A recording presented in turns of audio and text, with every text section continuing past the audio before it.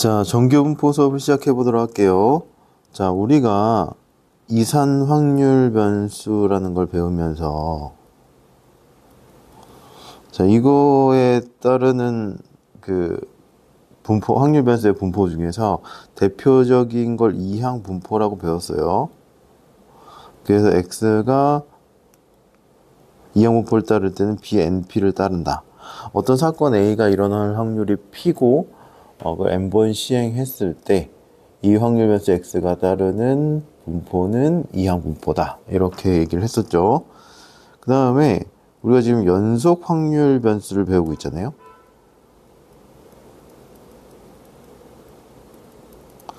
연속 확률 변수에서 대표적인 예로 이제 정규 분포, 오늘 배우는 정규 분포를 배우게 되고요. 노멀 디스트리뷰션이라 해서 n하고 m하고 시그마 제곱을 써서 이항 분포가 정규 분포를 이렇게 표현을 합니다. 자, 그래서 요거는 자세한 내용은 옆에 교재 가서 한번 볼게요. 그래서 연속 확률 변수의 대표적인 예로 지금 정규 분포를 배울 거다. 이렇게 보시면 될 것 같습니다. 그래서 여기서의 포인트는 정규 분포의 성질을 이용해서 확률을 구하는 게 포인트가 될 거니까요. 한번 성질이랑 이런 걸 잘 봐주세요. 자, 첫 번째 이제 정규 분포에 대해서 나오는데, 자, 실수 전체 집합에서 정의된 연속 확률 변수 x의 확률 밀도 함수 fx가 자, 요렇게 정의가 된대요. 요거 외울 필요 없습니다. 요거 파이도 있고요. 요거는 시그마고요. m은 평균이고요. 요 시그마예요. 그 다음에 2는 무리수라는 겁니다. 엄청 복잡하죠, 식이? 외울 필요 없어요. 그냥 요렇다는 것만 보고 계시면 됩니다. 자, x의 확률 분포를 정규 분포라고 하고 확률 밀도 함수 fx의 그래프를 정규 분포 곡선이라고 얘기를 합니다. 여기서 m하고 시그마는 각각 연속 확률 변수 x의 평균과 표준 편차를 나타내는 상수예요. m 평균이에요. 시그마는 표준 편차고, 그 다음에 얘 상수고, 2라고 표현되어 있잖아요. 이거는 2.71828인 무리수를 표현한 겁니다. 파이가 3.14 이렇게 나가잖아요. 그랬듯이 2도 2.71828로 나가는 무리수다. 이렇게 보시면 될 것 같아요. 그러니까 다 상수가 되겠죠. x만 변수가 될 겁니다. 자, 요거 그래프를 조금만 설명을 한번 해줄게요. fx가 2 루트의 2파이 시그마예요. 그 다음에 2의 마이너스 2 시그마의 제곱에다가 x 마이너스 m의 제곱이다. 이렇게 나오죠. 그래서 얘가 어떻게 될 거냐면 얘가 무리수라 했죠, 2가. 그쵸? 그 다음에 여기 지수에 올라가 있어요, 지수. 그럼 지수 함수는 항상 0보다 크다 그랬죠? 그 다음에 자, 부호만 볼게요. 이게 상수라서 좀 복잡하니까 얘네들 어쨌든 양수예요. 그냥 뭐 상수니까 양수라고 칠게요. 그 다음에 얘가 x-m의 제곱이죠. 2차 함수고 2차 함수에서 마이너스니까 지수 함수가 어떻게 될 거냐면 0일 때가 최대고 2차 함수가 요거만 보시면 요거에 마이너스 보니 원래 2차 함수가 이렇게 돼야 되잖아요. 이렇게 돼야 되는 건데 얘가 지수 쪽으로 올라가서 무한히 내려가는 게 얘가 0에서 최대값을 갖고 여기서 이렇게 되는 요런 함수가 된다. 요런 종 모양의 그림이 된다. 이렇게 보시면 될 것 같습니다. 그래프 개형이 그렇게 된다는 거를 간단하게 직관적으로 좀 설명을 해본 거예요. 자, 왜냐면 조금만 더 설명하면 얘도 상수죠. 그러니까 부호만 보시면 이거 전체 플러스, 그 다음에 얘도 표준 편차의 제곱이에요. 분산. 거기다 2를 곱하니까 일단 플러스죠. 그러면 지금 그래프 모양에 영향을 주는 게 x-m의 제곱의 마이너스고 얘가 지금 어디 있냐면 지수에 있는 거다. 이렇게 보시면 될 것 같습니다. 그럼 요게 이제 이차함수 그래프가 이렇게 되는 거고요. 얘가 지금 지수에 올라가 있으니까 최종적으로 이런 형태의 모양이 된다. 이렇게 보시면 될 것 같습니다. 모양이 왜 이런 형태가 되는지 궁금해 하시는 분들도 가끔 있어서 이렇게 좀 간단하게 그래프 개형을 설명을 했어요. 자, 그 다음에 두 번째, 평균이 m이고 표준 편차가 시그마인 정규 분포를 기호로 nm 시그마 제곱과 같이 나타내고 확률 변수 x는 정규 분포 n 시그마 제곱을 따른다. nm 시그마 제곱을 따른다라고 이야기를 합니다. 자, 그래서 여기는 용어 정도만 보시면 될 것 같아요. 이거 함수 절대로 외우시면 안 됩니다. 자, nm 시그마 제곱은 정규 분포를 뜻한 노멀 디스트리뷰션의 첫 글자다 이렇게 보시면 될 것 같고요. 확률 변수는 이산 확률 변수는 확률 질량 함수라고 얘기를 하고 이항 분포 BNP 이렇게 표현을 하고요. 연속 확률 변수는 확률 밀도 함수로 얘기를 하고 이거 대표적인 걸로 정규 분포를 배운다 이렇게 보시면 될 것 같아요. 정규 분포는 일반적으로 되게 많이 쓰이는 분포예요. 연속 확률 분포 중에서 키, 강수량, 몸무게 등 자연현상이나 사회현상이 나타나는 여러 가지 통계 자료의 상대도수를 계급의 크기를 작게 해서 히스토그램에 나타내면 자료의 개수가 많아질수록 오른쪽 그림과 같이 좌우 대칭인 종 모양의 곡선에 가까워지는 경우가 많다. 이게 일반적인 그 조사 같은 경우는 자료의 개수를 크게 하면 거의 다 정규 분포에 가까워집니다. 그래서 우리가 정규 분포를 배우는 목적이 굉장히 많이 쓰이는 분포이기 때문에 정규 분포를 배운다. 이렇게 보시면 될 것 같아요.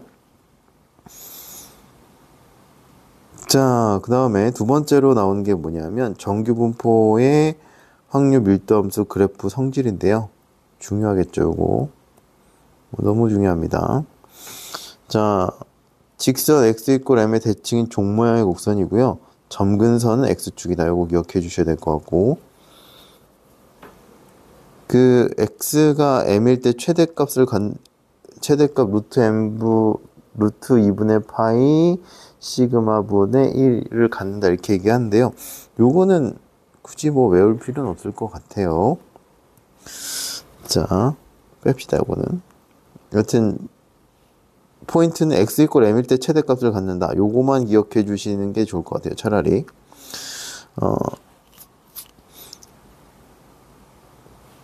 연속 확률 변수고요. 확률 밀도 함수니까 곡선하고 x축 사이의 넓이가 1이 될 거고요.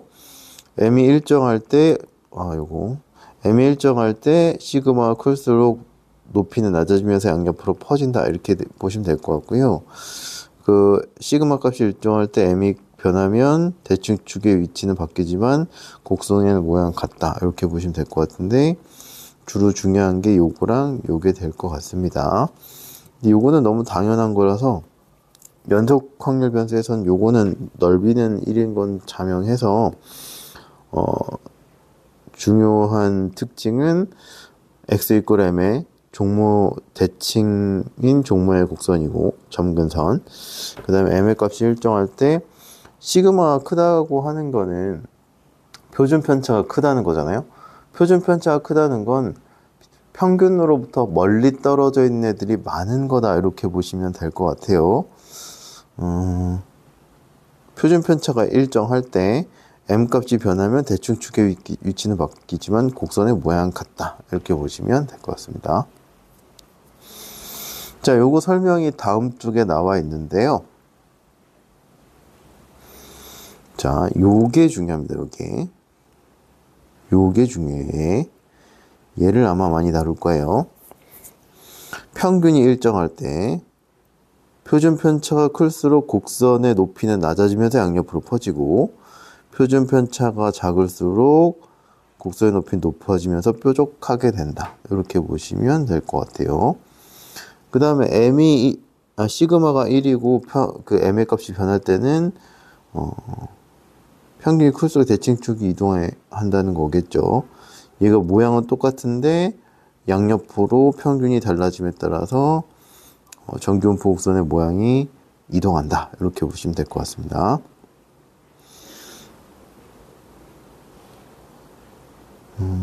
정규분포를 따르는 확률 변수 x의 확률 밀도 함수 그래프는 대칭축은 m의 값에 따라서 3포도는 시그마에 따라서 정해진다. 이렇게 보시면 될 것 같아요. 자, 그 다음에 자, 표준 정규 분포라고 나오는데요. 평균이 0이고 분산이 1인 정규 분포를 표준 정규 분포라고 하고 기호로 n 0, 1 이렇게 표현을 합니다. 얘가 평균이잖아요. 분산이 1이니까 시그마 제곱 1이다 이렇게 되시면 될 것 같습니다. 자, 확률 변수 Z가 표준 정규 분포를 따르면 Z의 확률 밀도함수는 이렇게 되는데 훨씬 식이 간단해졌죠. 그냥 시그마에 1 대입하고 m에 0 대입해서 아까 위에 있는 식에서 m 값에 0, 시그마에 1 대입하면 요 식이 됩니다. 물론 얘도 외울 필요는 없어요. 자, Z가 0 이상 A 이하의 값을 가질 확률은 오른쪽 그림과 같이 색칠한 도형의 넓이와 같고 그 값은 198쪽 표준 정규 분포표에 주어져 있다 이렇게 얘기를 하는데요. 자, 0부터 그 표의 표준 정규 분포표라고 나와요. 그 옛날에 우리가 뭐 어떤 거 했냐면 사인 값 같은 거나 아니면 로급 값 같은 거 근사값 계산해 놓은 거 있잖아요. 그런 거하고 비슷한 표다 이렇게 보시면 될 것 같고요. 표준 정규분포 표에서의 기준은 어떻게 될 거냐면 양수 쪽이 기준이고요. 어디서부터 시작하면 0부터 시작해서 어떤 A값까지의 확률을 계산을 해놨습니다. 근사값을. 그래서 여기서 보시면 표준 정규분포표를 보는 방법인데요. 요거는 중요하죠.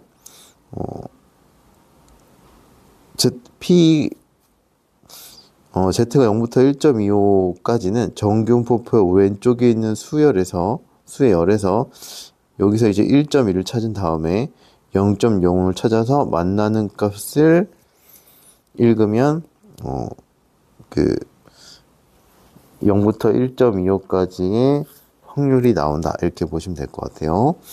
같은 방법으로 그 0부터 2.13은 2.1이랑 0.0 사이 만나는 곳에서의 값을 읽으면 여기에서의 그 확률 값의 근사값이 나온다 이렇게 보시면 될 것 같습니다.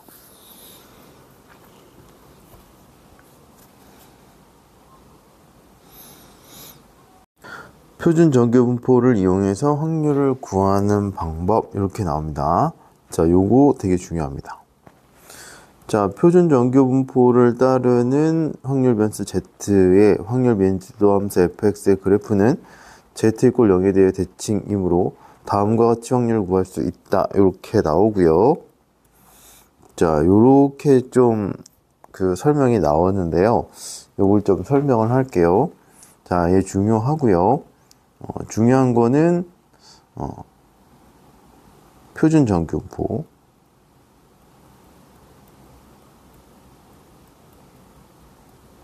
자, 확률 밀도함수는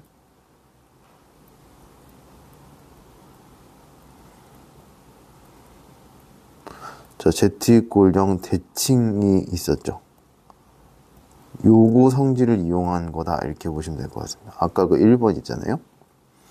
그거를 이제 활용해서 문제를 풀면 된다. 그러니까 저거를 기억하고 그 Z = 0의 대칭성을 이용해서 이제 여기 주어진 확률들을 구해야 된다. 이렇게 보시면 될 것 같습니다. 자, 볼게요. Z = 0보다 크거나 같은 거랑 Z = 0은 확률은 같고 얘들의 확률 0.5다 이렇게 나오는데요. 중요하겠죠? 네. 여기서는 뭐 버릴 게 없어요. 여기 있는 거 다 중요한데 Z = 0의 대칭성을 활용해서 기억해 주시면 될 것 같아요. 자, 한번 볼게요. 정규분포가 이렇게 있다고 할게요. 자, 여기 Z = 0보다 크거나 같은 건 이쪽이고요. Z = 0보다 작은 건 이쪽이잖아요. 두 개를 합하면 1이죠. 두 개 합하면 1이니까 한쪽이 0.5가 나와야 되고 한쪽이 0.5가 나와야 되고 또 다른 한쪽이 0.5가 나와야 되겠죠. 그래서 1번이 나온다 이렇게 보시면 될 것 같습니다. 자, 두 번째. Z가 0부터 A까지랑 마이너스 A부터 Z까지 같다. 이렇게 보시면 될 것 같아요. 요것도 대칭성에 의하면 자연스럽죠. 자, 요거랑 요거는 같다. 이렇게 보시면 될 것 같습니다. 자, Z가 A보다 크거나 같은 거는 Z가 0보다 큰 거에서 0부터 A까지를 빼면 된다. 이렇게 보시면 될 것 같고, 얘가 0.5니까 0.5 빼기 0부터 A까지다. 이렇게 보시면 될 것 같아요.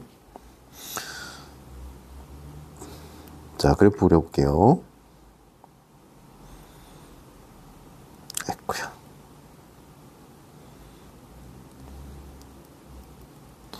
자, 우리는 뭘 구하고 싶냐면 P의 Z가 A보다 크거나 같은 범위의 확률을 구하고 싶어요. 여기.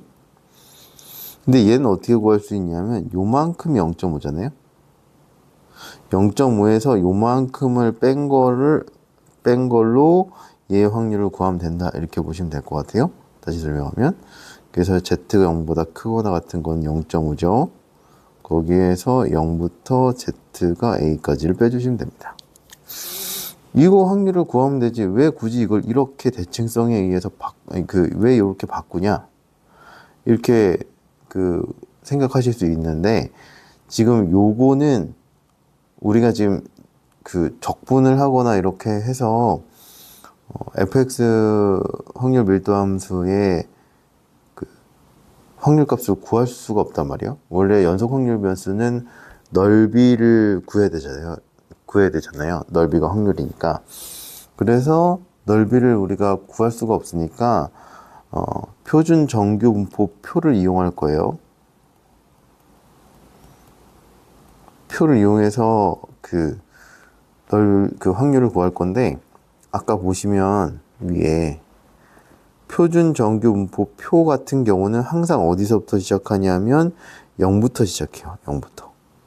그래서 0부터 시작한 애들로 바꿔주기 위해서 얘를 이렇게 바꾸는 작업을 해주는 겁니다. 이렇게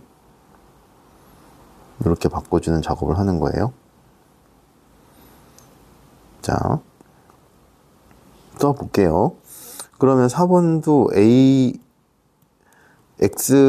Z가 A보다 작거나 같다 하면 0보다 작은 거에서 0보다 크고 A보다 작거나 같은 걸 더하면 되겠죠.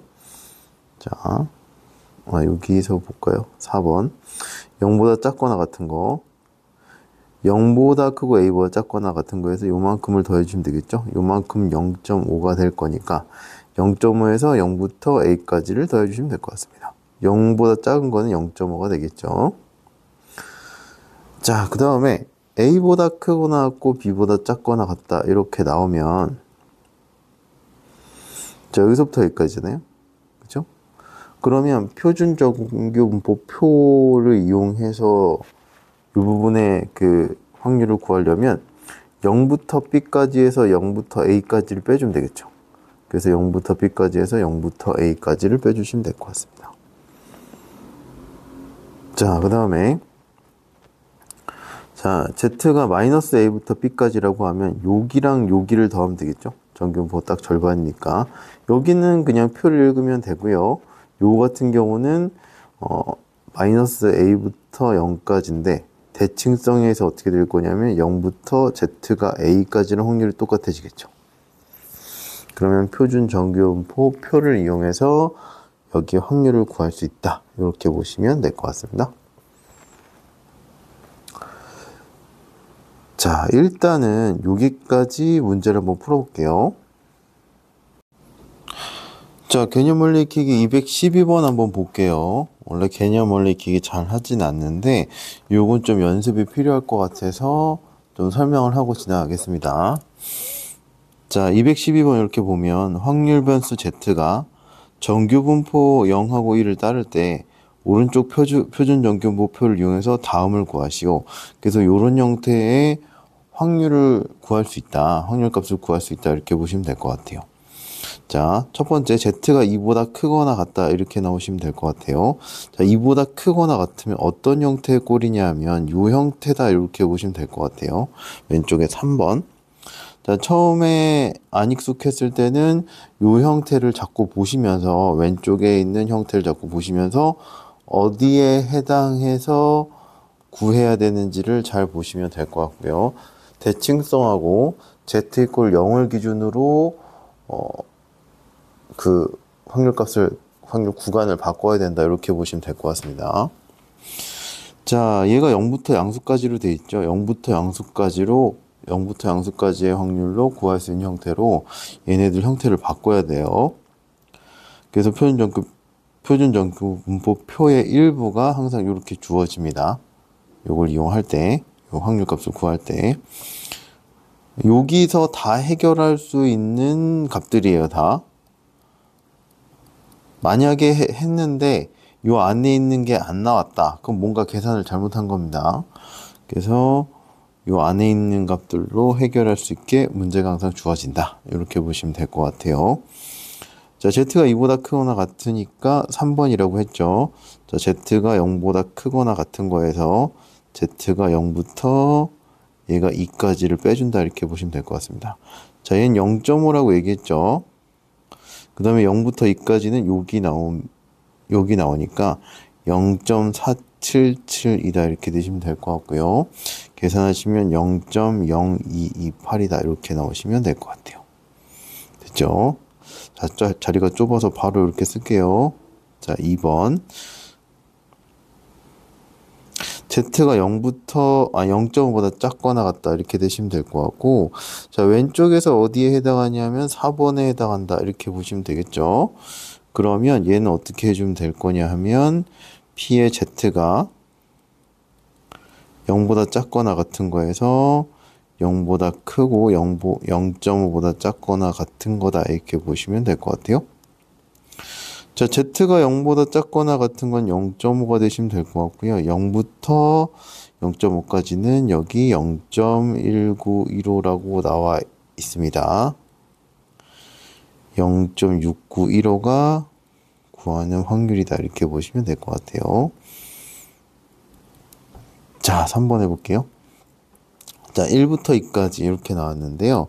1부터 2까지는 여기 5번째다, 이렇게 보시면 되겠죠. 5번째. 자, 얘는 어떻게 할 거냐면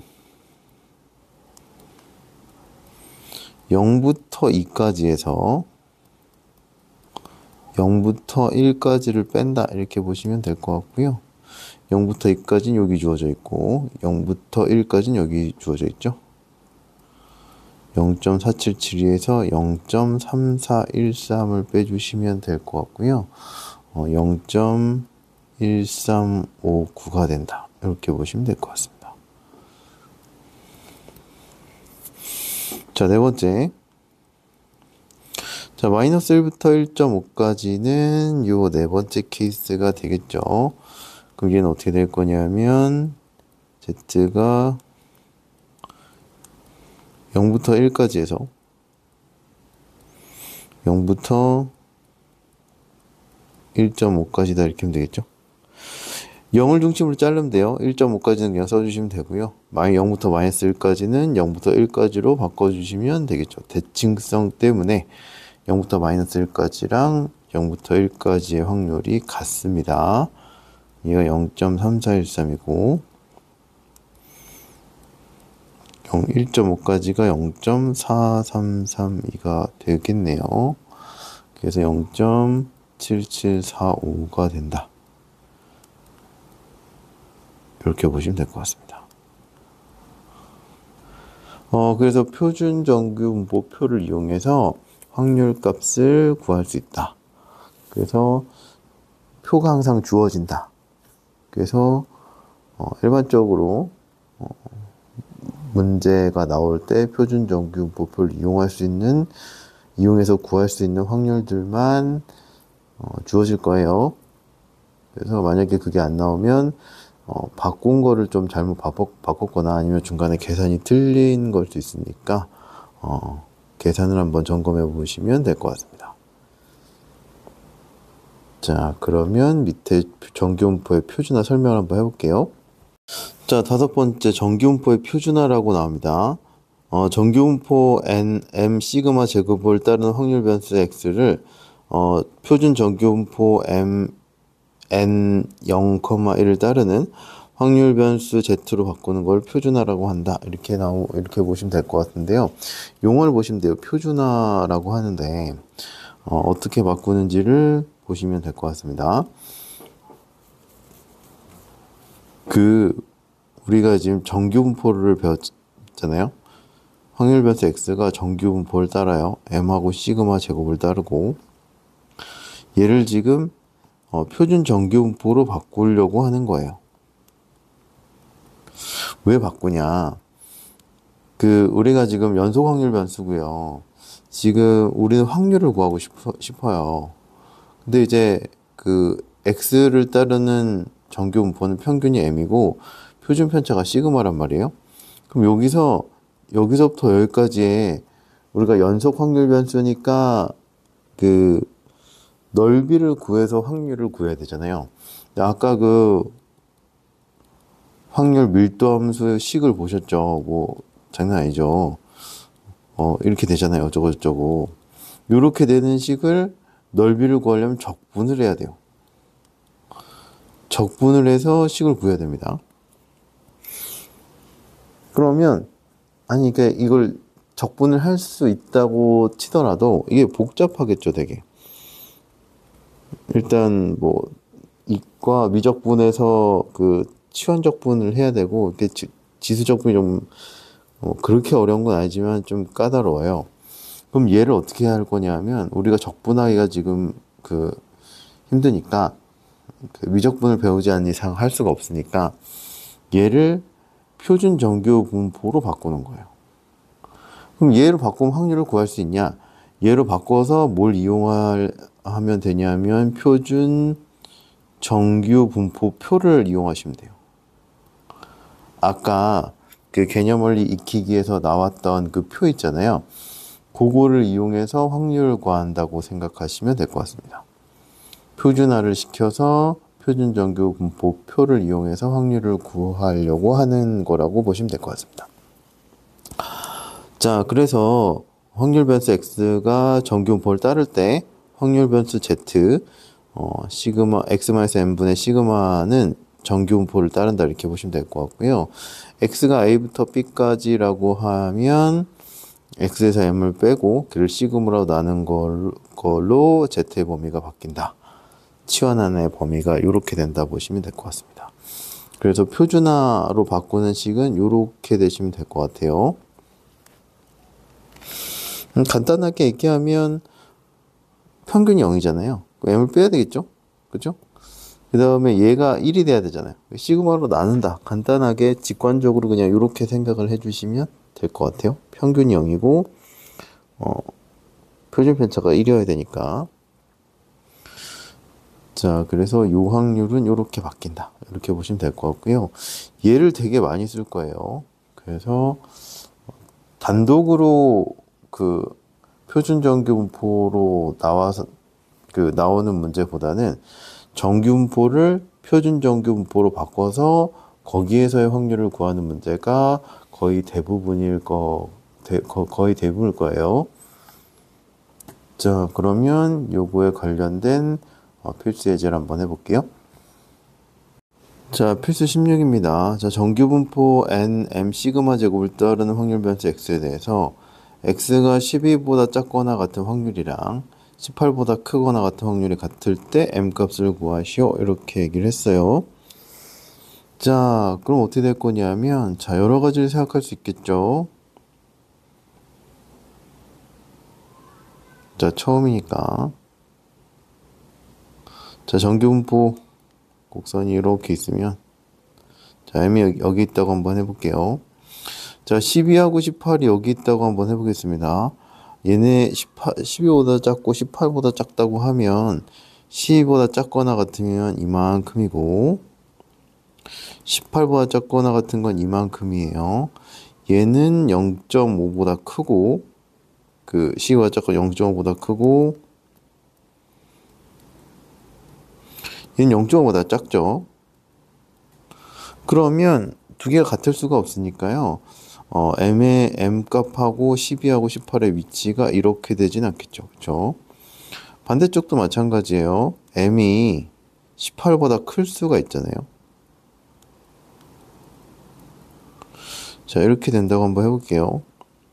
이렇게 된다고 하면 12보다 작거나 같은 건 요만큼이 될 거고 18보다 크거나 같은 건 이만큼일 테니까 두 개가 확률이 같을 수가 없겠죠. 하나는 0.5보다 크고 하나는 0.5보다 작으니까. 그럼 결국에 어떻게 될 수밖에 없냐 하면 m의 값이 12하고 18 사이에 있어야 됩니다. 그럼 12보다 작거나 같은 게 이만큼이 될 거고요. 18보다 크거나 같은 게 이만큼이 되겠죠. 그렇죠? 근데 자, 정교분포 곡선은 어디의 대칭이라 그러냐면 평균의 대칭이라 그랬죠. 그 요거리랑 요거리가 같다. 이렇게 나오시면 될 것 같습니다. 그러면 두 개 확률이 같으면 거리가 같아야 되고요. 그럼 m이 어떻게 될 거냐면 12하고 18의 평균이다. 이렇게 되시면 될 것 같고 m 값이 15다. 이렇게 나오시면 될 것 같습니다. 됐죠?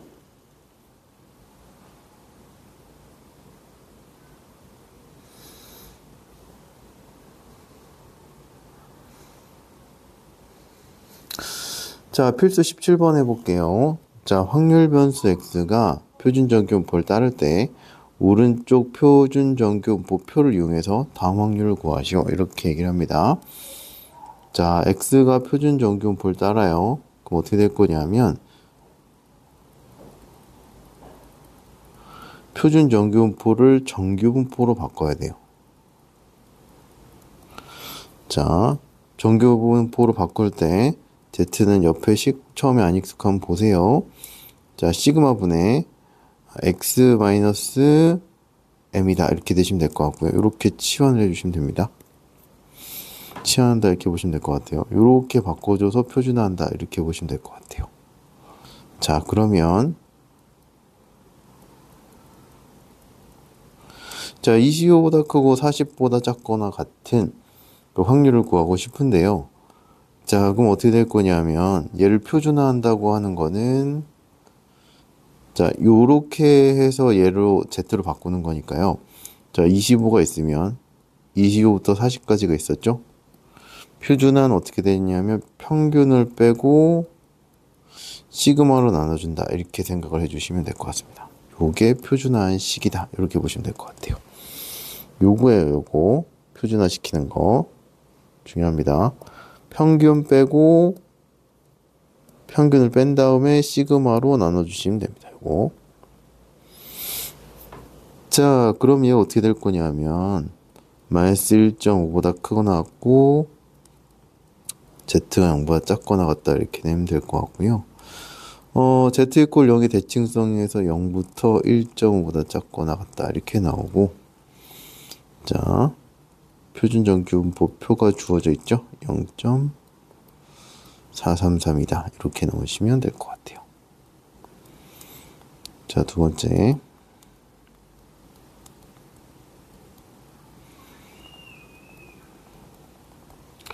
자, x가 60보다 크다. 요거 확률 직접 못 구하니까 표준화 시켜주시면 될 것 같고요.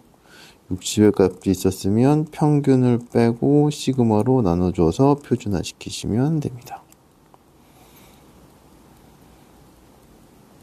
자, z가 2보다 크거나 같아요. 자, 이제 표준 정규분포로 바뀐 겁니다. 여기서 z로 바뀌면서. 그럼 z가 2보다 크거나 같으니까요. 여기서 이제 왼쪽에서는 4번에 3번에 있는 아이디어를 쓴다. 이렇게 보시면 돼요.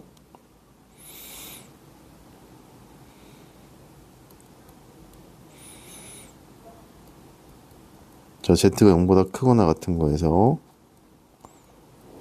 0보다 크고 2보다 작거나 같은 걸 빼주시면 됩니다. 0.5에서 0.477을 빼시면 되니까 0.028이다. 이렇게 나오시면 될 것 같아요. 자, 그 다음에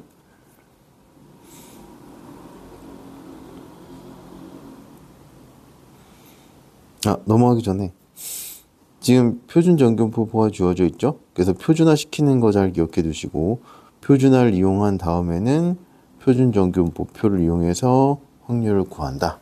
이렇게 보시면 될 것 같아요.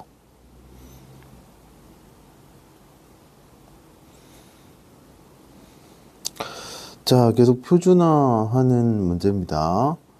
자, 확률 변수 x가 정규분포를 따를 때, 자, 오른쪽에 표준 정규분포표를 이용해서 x가 k보다 크거나 같은 확률이 0.0013을 만족시키도록 하는 k값을 구하시오. 이렇게 얘기를 했어요. 자, 이거 표준 정규분포표를 이용을 해야 되니까요. 이 상태로 냅두면 안 되겠죠.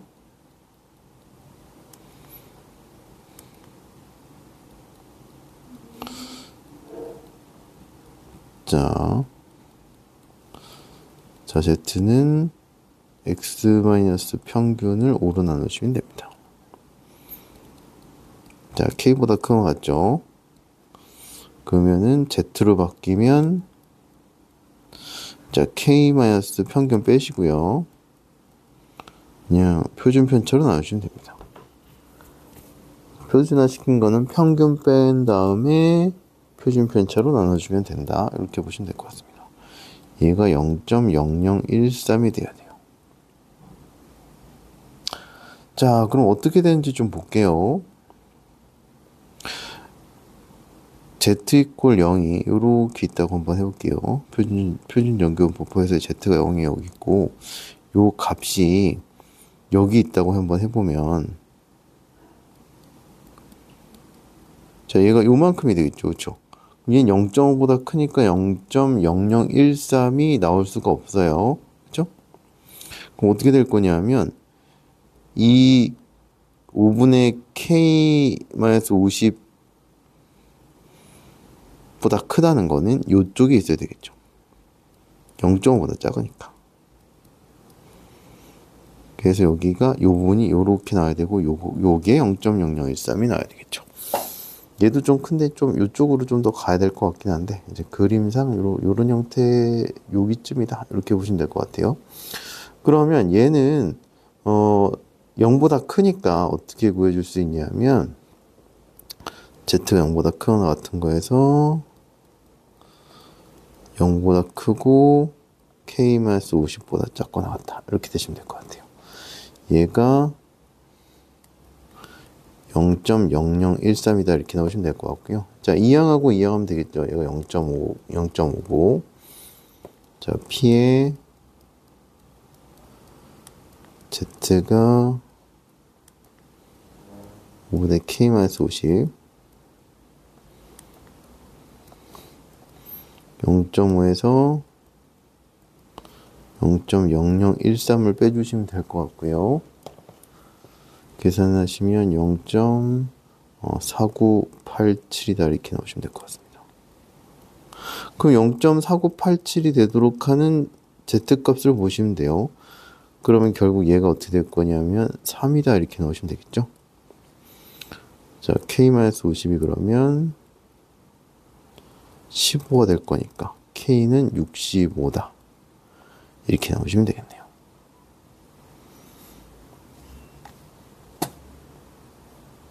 됐죠?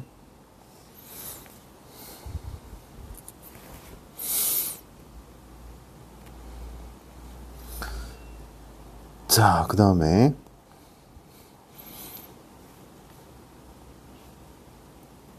자, 19번 가볼게요.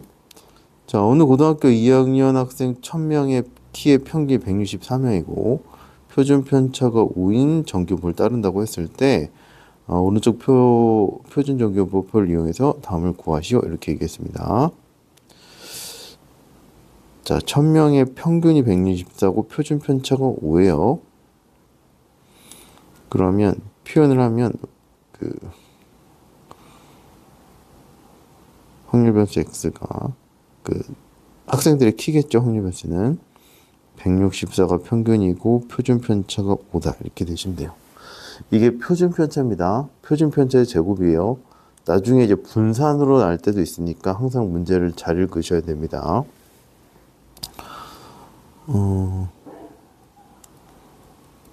자, 키가 170 이상인 학생은 전체 몇 %인가 이렇게 물어봤죠.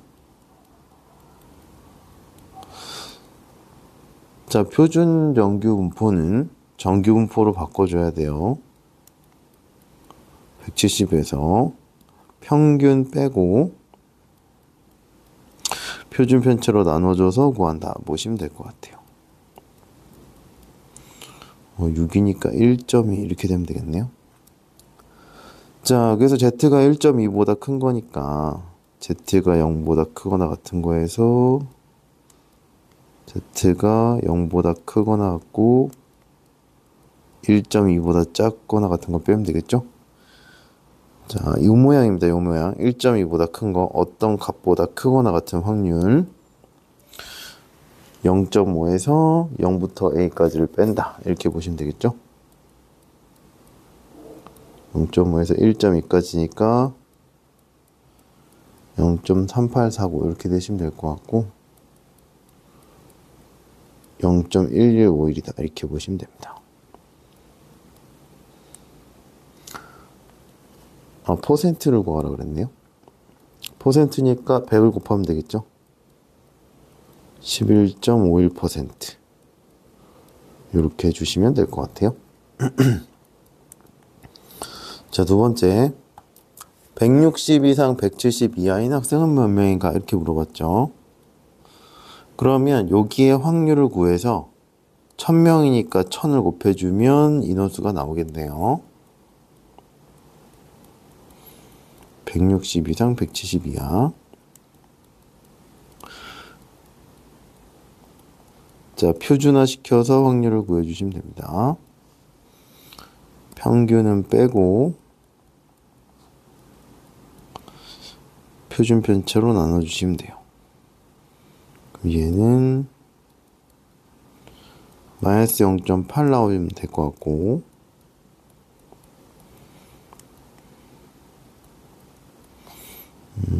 1.2 나오면 되겠네요. 자, 원래는 이거 좀 풀어서 쓸 거예요. 이번에는 0.8부터 Z가 0까지 0부터 Z가 1.2까지 이렇게 되시면 될 것 같고요. 요거 같은 경우는 0부터 0.8까지랑 똑같으니까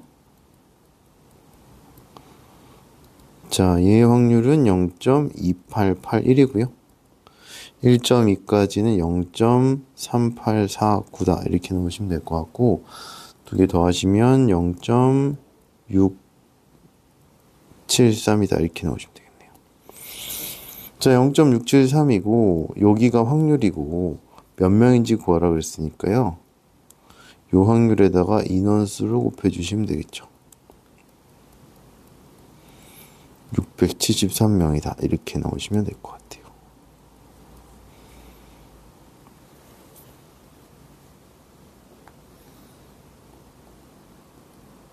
자, 그 다음에 하나 더 있습니다.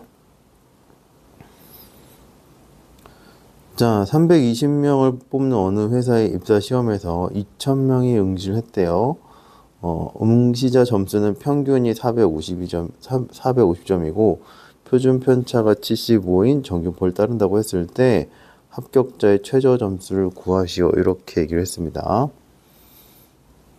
자, 응시자 점수를 확률 변수 x라고 넣을게요.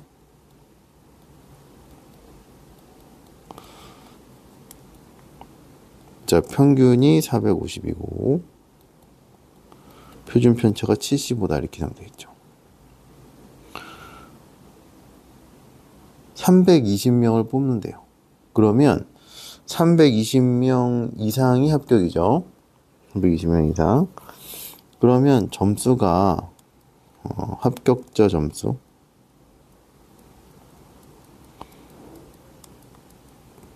최저 점수를 K라고 놓겠습니다.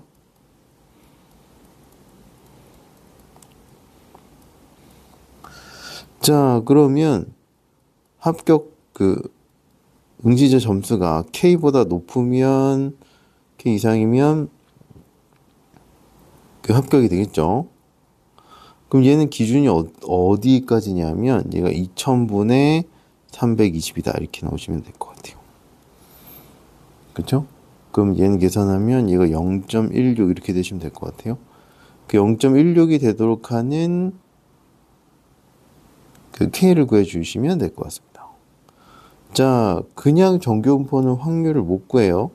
그래서 어떻게 될 거냐면 표준화를 시켜서 표준 정규분포표를 이용해서 그 확률을 구해주면 될 것 같은데, 그 0부터 1까지의 확률의 값이 주어져 있어요. 그럼 요거를 이용해서 그 확률을 구해야 되니까 표준화 시켜주시면 될 것 같습니다. 자, 표준화 시키면 확률 변수가 Z로 바뀌고요. 자, 평균 K에서 평균을 빼고 표준 편차로 나눠주시면 될 것 같아요. 자, 얘가 0.16이 돼요. 그쵸? 그러면 얘는 평균보다 합격자가 절반 미만이잖아요. 합격자가 320명인데 절반은 1000명이고 1000명보다 위쪽에 있으니까 얘가 어떻게 될 거냐면 그래프가 요런 모양이겠죠. 3번 같은 모양이다 이렇게 보시면 될 것 같아요. 얘는 P의 Z가 0보다 크거나 같은 거에서 75분의 K-450 얘가 0.16이다 이렇게 나오시면 될 것 같아요. 자, 따라서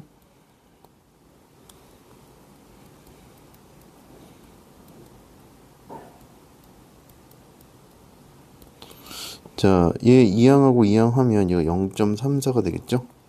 0.34가 될 거고 0부터 1까지가 확률이 0.34가 될 거니까 따라서 K는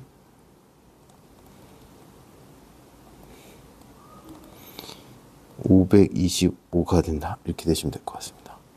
그래서 525점이다 이렇게 나오시면 될 것 같아요. 자, 오늘 연속 확률 변수에서 대표적인 예로 정규분포를 배웠고요. 첫 번째 나온 거는 정규분포의 특징, 정규분포의 성질 나왔고요.